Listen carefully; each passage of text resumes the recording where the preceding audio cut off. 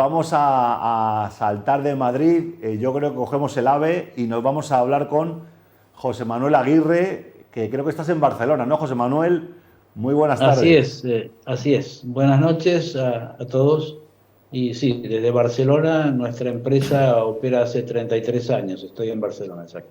Genial, José Manuel. Bueno, José Manuel es economista y director de Relaciones Institucionales de la empresa AIS Group, que ahora nos contarás en detalle lo que hacéis. Él es contador público certificado, se graduó en la Universidad de Buenos Aires, consejero delegado experimentado en varias empresas en España, en Estados Unidos, en Argentina, ha dirigido el área de crédito en grandes bancos, ha sido vicepresidente de un banco en Massachusetts, en Estados Unidos, también tienes experiencia en crédito y cobranzas, ha sido controller, auditor, lanzamientos de tarjetas de crédito, fusiones y adquisiciones en Argentina, en Filipinas, en República Dominicana y actualmente, bueno, pues director comercial en AIS, que es una empresa que está en Barcelona desde el año 2001 con gran experiencia y estás como director de Relaciones Institucionales.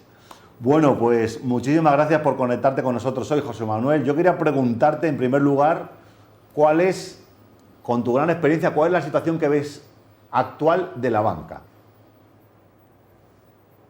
Bueno, en pocas palabras creo que lo anticipaste bastante bien, Alejandro, y es que los bancos tradicionales están obligados a cambiar, ¿no? A convertirse en bancos digitales. De hecho, lo están siendo en diferentes grados en diferentes países, pero la banca tradicional, la banca que conocí yo hace muchas décadas, ya no existe prácticamente, ¿no? El uso de datos, el uso de tecnología, de algoritmos, como acabas de decir, que viene siendo utilizado desde hace décadas, pero ya con mayor intensidad en los últimos tiempos, ya es una realidad, ¿no? Pensemos que con el Acuerdo de Basilea, ya por el año 2000, la banca se tecnificó muchísimo, se utilizaron fórmulas matemáticas que no se habían utilizado hasta ese momento, básicamente para determinar los niveles de riesgo y en función de esos niveles de riesgo de las carteras de las entidades, determinar los niveles de capital requerido. En definitiva, lo que trataba esta normativa era de a más riesgo, más capital, y con esto tratar de enfrentar diferentes situaciones que hasta los acuerdos de Basilea no eran así. Hasta el acuerdo de Basilea, la relación entre capital requerido y riesgo no existía. Es decir, a un banco que utilizaba o tenía niveles de riesgo o apetito de riesgo muy altos, se le pedía el mismo capital que a un banco conservador. A partir de Basilea, yo no digo que esté bien o que esté mal, a partir de Basilea, con fórmulas matemáticas de cierta complejidad o no, en función del capital, es a más riesgo, más capital requerido, ¿verdad? Eh, Desde allí en adelante, la utilización de algoritmos, de scorings y ratings, que digo, ya se venían utilizando, se fue sofisticando. Pasamos así muy rápidamente de un sistema de concepto estadístico de riesgo, es decir, en función de qué tipo de población tenía y qué riesgo incurrido tenía, calcular los niveles de riesgo de las carteras. De allí se pasó a lo que utilizamos hoy, que es mucho más sofisticado y es en base no a conceptos estadísticos, sino a conceptos de Machine Learning. Para hacerlo más simple y tratar de explicarlo en pocas palabras, pasamos de un concepto donde se analizaban 10 o 12 variables, tanto para personas como para empresas, en empresas un poco más porque agregamos el balance, a conceptos mucho más sofisticados en estas técnicas de Machine Learning, redes neuronales, o distintas String Gradient Boosting u otras técnicas donde las variables que se utilizan son muchísimo más importantes en cantidad. Podemos hablar de cientos o miles de variables que en los conceptos estadísticos no se conocían. Es decir, hoy manejamos algoritmos muy complejos que han hecho cambiar el concepto tradicional de banca. Podemos estar de acuerdo o no, pero hoy técnicamente podemos hacer un análisis de riesgo mucho más fino que lo que hacíamos anteriormente. Desde este punto de vista, tendría que decir que el otro concepto importante, además de los algoritmos complejos para medir el riesgo, está el uso de plataformas. Esto es la clave, ¿no? Las plataformas, en todas sus maneras, nos permiten manejarnos en el mundo de transferencias, en el mundo de pagos, como mencionabas recién. PSD2 o PSD2, la nueva normativa de pagos europea y que en definitiva se está adoptando en casi todo el mundo, nos permite hablar de una banca abierta, de Open Banking, ¿no? Lo que requiere una banca digital, sin lugar a dudas. Open Banking, ¿qué quiere decir? Por lo menos en Europa, que los bancos están obligados a compartir datos de su clientela, datos transaccionales, ¿no? Esto puede gustarle o no a los bancos, pero es hacia donde vamos, hacia el Open Banking, que diría que en el mundo, nuestra empresa opera también en Latinoamérica y en África, sobre todo en Latinoamérica, los grandes bancos, los bancos de más volumen y más internacionales, también están migrando a ese concepto de banca abierta o Open Banking, ¿verdad? Entonces, para resumir tu pregunta muy compleja, la banca tradicional se está digitalizando rápidamente, se está convirtiendo en banca digital. Hoy podemos hacer una apertura de cuenta sin que el titular de la cuenta vaya a la sucursal. Lo hacemos con métodos, obviamente, de manejo de imágenes, que es mucho más preciso que el tradicional. Cuando yo empecé en banca, uno iba a una sucursal y abría una cuenta. Y el señor que me abría la cuenta miraba mi DNI, y me miraba la cara y decía, es la misma persona. Ahora, hoy lo hacemos con un grado de sofisticación mucho más alto y obviamente mejor que con el ojo humano, es decir, con una medición de cierta complejidad, pero la máquina no se equivoca, como lo vemos en los aeropuertos, por ejemplo, ¿no? La máquina compara la foto de nuestro pasaporte con la foto de la persona que está tratando de pasar, hace una cantidad impresionante de mediciones y es mucho más efectiva que un simple ojo humano que a lo mejor puede confundir a una persona con otra. Para volver al punto central, Alejandro, la banca se está convirtiendo en digital, se está digitalizando rápidamente, no solo por necesidad, porque los tiempos lo exigen, sino porque la competencia la obliga, además de la normatividad. Fijémonos que desde el punto de vista normativo, la auditoría, como mencionabas recién, tradicional, era una auditoría contable. La auditoría de hoy, desde un punto de vista regulatorio, es más de fórmulas, de qué algoritmos utilizamos, de qué fórmulas estoy utilizando para medir riesgo de crédito, riesgo de mercado, riesgo operacional, y son básicamente fórmulas matemáticas, ¿no?, que utilizamos para todo este tipo de mediciones. No sé si te contesto la pregunta, pero la banca se está moviendo hacia la digitalización, hacia Open Banking, y hacia el uso de datos para todos los fines. No solo para medir riesgos, como lo veremos después, también para medir o prevenir fraude, para anticiparnos a movimientos de todo tipo en la población de clientes que manejamos. Y bueno, para resumir tu concepto, lo que en ICE hacemos es esto: medimos el riesgo desde el punto de vista de modelos, de algoritmos y de rating, y al mismo tiempo desarrollamos software, es decir, maquinaria, herramientas para medir provisiones, cálculos de capital y todo lo que es normativamente necesario para el día a día en una entidad financiera. Obviamente con las técnicas de Machine Learning y Big Data que se están utilizando en estos momentos en todo el mundo. José Manuel, una parte importante que yo creo que el gran público espera un poco de la banca es hacer las cosas más transparentes, ¿no? Que la sociedad pueda estar mejor informada, especialmente, bueno, pues después de diferentes situaciones que han pasado, que es curioso que la información está ahí, pero de pronto, bueno, hay sistemas complejísimos que la manejan y al final el usuario final o un empresario que va a pedir un crédito se va a informar de una manera de financiación, pues lo que quiere es tener esa información de una manera clara, que sea entendible, que sea, digamos, sin sorpresas, ¿no? Y una cosa que me llamó la atención fue una nota de prensa que publicasteis vosotros recientemente, por ejemplo, hablando de la inflación, ¿no? Cómo la inflación, después de imagino, hacer todos esos análisis complejos que se hacen con software como los que hacéis en AIS, cómo de pronto el ciudadano se puede enterar de todo lo que está pasando a nivel europeo, con lo que está pasando con la inflación, cómo me va a afectar en el bolsillo en mi día a día, ¿no? Por ejemplo, el hecho que habéis comentado de que la inflación en España, si el año pasado ha sido de un 6,8%, ¿cuánto te va a representar en el bolsillo a la compra del día a día, a cómo se maneja la familia, ¿no? Y me llamó la atención que vosotros tenéis unos sistemas, ¿no? Creo que uno que se llama Habits, que precisamente hace eso, ¿no? Simplifica la información y de una manera gráfica se puede ver ese tipo de análisis, ¿no? Así es. Bueno, Habits es una herramienta que en realidad es una base de datos sociodemográfica, una base de datos sociodemográfica que se construye a partir de información pública. el arranque o la base es el censo electoral, donde están todos los ciudadanos del país, en este caso de España. Lo tenemos desarrollado también en otros países, pero hablando de Habits España, existe hace unos 15 o 16 años, y es una base de datos que se actualiza en forma periódica, depende de qué tipo de información agregamos a esa base de datos. Esta información nos da 18 tipologías de personas o de familias que viven en todo el territorio del país, en todas las autonomías, ¿verdad? Y en esa información que arranca, como digo, del censo electoral, se agregan las encuestas de consumo familiares, se agregan distintas bases de datos que conseguimos. Por ejemplo, la información de catastro. Nosotros sabemos en forma anónima, en una zona determinada de cualquier punto del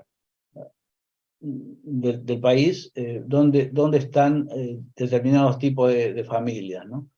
Aquí cuando dice múltiples fuentes de datos, es lo que comentaba recién. Podemos agregar prácticamente toda la información que querramos, ¿no? Básicamente arrancamos con el censo, encuestas de consumos, y esto lo modelizamos, ¿no? Produciendo unos 15 módulos de información y 1900 indicadores. Esto es simplemente indicativo, es decir, a esta base de datos la venimos nutriendo y le venimos agregando información. Por ejemplo, la información de inflación, como decías recién, los valores de inmuebles, distintos datos son emergentes de esa base de datos que, como digo, la mantenemos permanentemente actualizada, ¿no? Respecto a la inflación, claro, es información pública, nosotros la llevamos por cada una de las autonomías y lo reflejamos en mapas de este tipo. Podríamos reflejar aquí los ingresos medios de las familias, podríamos reflejar aquí, o sea, mapeamos distintos indicadores que nos piden nuestros clientes, ya sean entidades financieras, se utiliza... ¿Perdón? Decía que se puede mapear información como inflación por zonas geográficas, valores de inmuebles, evolución y movimientos de estos valores, lo que llamamos índices de pobreza. Respecto a la inflación, el comentario es este. Nosotros simplemente, el cálculo es bastante sencillo, ¿no? Vamos restando poder adquisitivo y decimos, si la inflación fue X porcentaje en determinada zona o promedio general del país, de España, esto es lo que de menos podrá comprar, y esto es estos 2.000 euros promedio menos que nos da la inflación en 2022. Hay distintos valores por autonomías, ¿verdad? En Madrid es muy distinto a lo que puede ser Murcia o lo que puede ser Málaga. Digamos, lo tenemos, digamos, la posibilidad es abrirlo por cuántas autonomías o inclusive municipios querramos, ¿no? Tenemos bastante desagregada la información. Vuelvo a insistir, es información pública, se obtiene de fuentes anónimas, nunca es vinculada con una persona. Yo puedo decir, en esta zona censal, que es básicamente unas 4 manzanas, digamos, viven determinados tipos de personas, de determinadas edades, con determinadas características y determinados consumos. Vuelvo a decir, es estadísticamente hablando una fusión de datos anónima, y es muy utilizada para distintos consumos, insumos. Por ejemplo, la industria láctea nos pidió un estudio de este tipo para determinar en qué zonas se veían determinados perfiles de personas que consumieran determinados tipos de productos. En este caso de los lácteos, es una empresa muy conocida que buscaba dónde están las personas mayores de X edad que puedan tener problemas de falta de calcio. Entonces, con esta base de datos sociodemográfica podemos determinar con mucha exactitud los promedios de edades que viven en esas 4 manzanas de cualquier parte del país, ¿verdad? Digo 4 manzanas como un ejemplo, pero por ejemplo podríamos hacer todo Madrid y ubicar y mapear, como mostraste recién en el mapa, los distintos tipos de edades promedios que viven en determinadas zonas. Para campañas personalizadas se usa mucho también en seguros, en banca ni hablar. Para todo lo que es marketing, buscando determinados perfiles de consumidores, esta base de datos sociodemográfica es muy útil. No es ninguna novedad, ¿no? Simplemente la hemos hecho con mucho cuidado y está perfeccionándose permanentemente. Como decía recién, un cliente en particular puede necesitar algún tipo de datos, simplemente agregamos ese tipo de datos, qué sé yo, consumo de electrónicos, automóviles de X cilindrada o de X calidad que se quieran determinar por zonas. Es una base de datos sociodemográfica muy bien hecha, hecha especialmente para España. La hemos desarrollado también en Chile y en México y funciona muy bien. Buenísimo.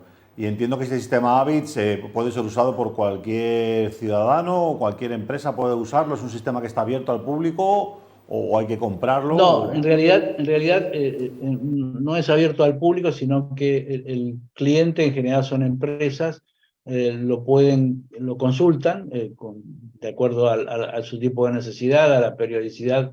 Por ejemplo, compañías de seguros es muy común que hagan campañas 2, 3 veces por año y 2 o 3 veces por año busquen determinados perfiles de acuerdo al seguro que quieran colocar o comercializar, para hacer campañas dirigidas de forma seleccionando el tipo de cliente que buscan, el perfil de cliente que buscan, y no, digamos así, de forma masiva sin detectar perfiles, ¿no? Pero no, en realidad el uso individual no está abierto al consumo. Lo hemos pensado, pero no encontramos mucho camino, ¿verdad? Podría hacerlo para el tema catastral, pero hay varias plataformas que dan valores catastrales o valores de vivienda. Que hay adicionales, sí, con el catastro. No creímos conveniente competir en ese sentido. Ajá. José Manuel, a mí me acompaña también Carlos Rojo, que nos ayuda muchas veces cuando viene una empresa que maneja temas de datos. Y bueno, sí, te quería saludar y también hacerte alguna consulta sobre esta magnífica plataforma. Encantado, cómo no. Hola, José Manuel. Nada, ¿qué tal? ¿Cómo estás? Muy bien. Muy interesante tu presentación. Y únicamente quería preguntarte si podrías definir, por ejemplo, en el campo de la banca o en el de los seguros, por poner dos ejemplos en los que tus datos seguro que se usan continuamente, ¿en qué dimensión del negocio están teniendo más impacto el uso de los datos como los que vosotros manejáis? ¿Te refieres a Habits o en general a la digitalización? No, a los datos. A uso de datos. A uso de datos. Yo diría que en el sector financiero definitivamente, ¿no? Yo creo que los sectores industriales todavía están un poco alejados. Algunos sectores de e-commerce claramente están utilizando datos de forma masiva, como bien lo sabes, pero yo diría que en el sector financiero, en los sectores financieros, no es un solo sector, el dato se está consumiendo de una manera necesaria, inclusive por cuestiones regulatorias. Me parece que en el sector de seguros todavía se han despertado bastante más tarde que en el sector financiero, ¿no? Ya a partir del 2000 o 2000 y algo, ya veías que en banca el uso de datos era bastante masivo. En cambio, seguros, bastante después, diría 2015 o por ahí, todavía teníamos consultas del tipo, tenemos toneladas de datos y no sabemos qué hacer con ellas, ¿no?